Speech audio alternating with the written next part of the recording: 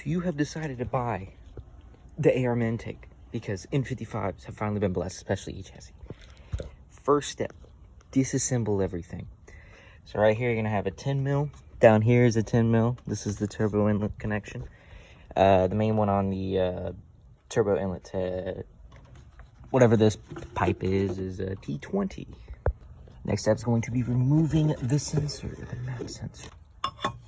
Once the sensor has been removed, you're simply going to take the sensor, fit it in here. Then you're going to grab a 4mm Allen and insert these into the main pipe. I'll make sure they're all snug down. I just do this to make sure it's a precaution, not to lose the map sensor. Next step is after you've gotten everything loosened, you're going to remove the turbo inlet. Now, after the turbo inlet has been removed, the next step, I had an upgraded one, but you need your stock one, and you need this little grommet thing on the end. Next step is this little metal piece right here. All we're gonna do is grab the grommet, push on it, and it's on like that. Now what we're gonna do is take that metal piece and insert it into the silicone adapter thing. Make sure it's on the long end, so you see how this end's a little bit shorter. It's gonna be fatter, it won't fit properly, so you wanna put it on this end, grab the clamp and tighten.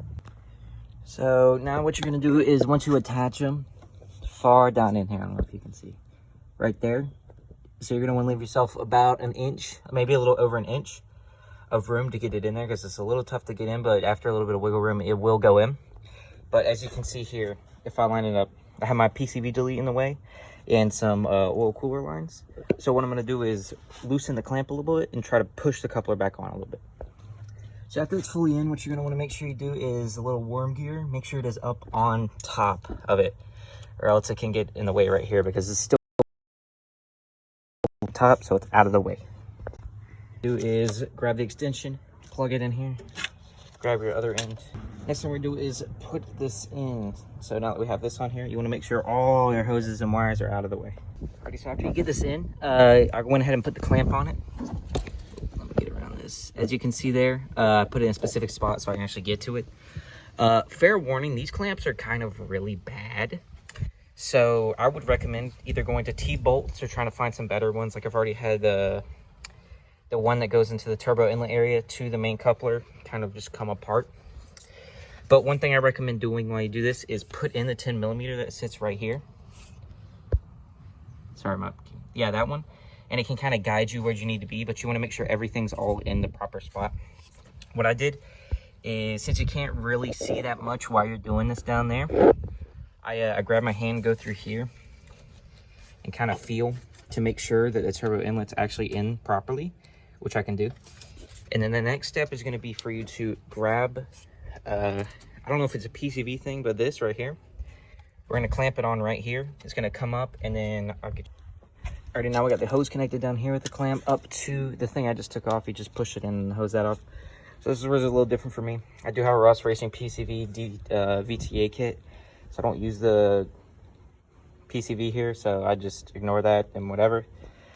But this is gonna stick out a little bit. I don't know if you like that or not, but now we just gotta put the intake on. I ran it down under here. Get you some zip ties here, just out of the way of the exhaust manifold too. Keep all the heat out. We don't want that near that. Put the intake on. Alright, air filter's on. I made sure to move the little clamp around so that I actually tighten. That's what it looks like in. Next step is just going to be removing all the clutter here and then showing you what to do with this. So here's what I did with this little like air directory thing. Just take everything out. I made a little block off plate right here so air is directed back this way because right here, it's hard to see on camera. There, I made a little hole just to get some sort of air over here. So you got a couple options here. If you don't want to cut this up, you can just take this whole thing off and air is just going to blow straight this way and hope some goes over there. But you can also just leave everything there. I mean, that's how they had it here. And then the last option is Tuner Motorsports. They make a hot side intake kit for the N54. And that bolts right up to most of these. I don't know if it was, I think it was for the 3 Series and it fits the 1 Series.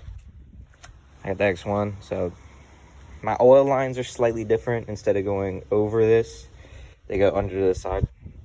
But with that, you got to do a coolant reservoir relocation over there.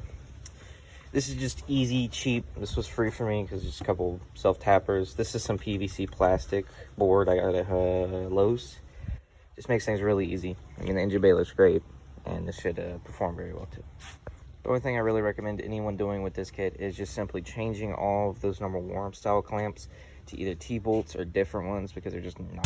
This wasn't very hard of an install, didn't take too long. Hopefully we'll supply the gains I want, but it's very nice, and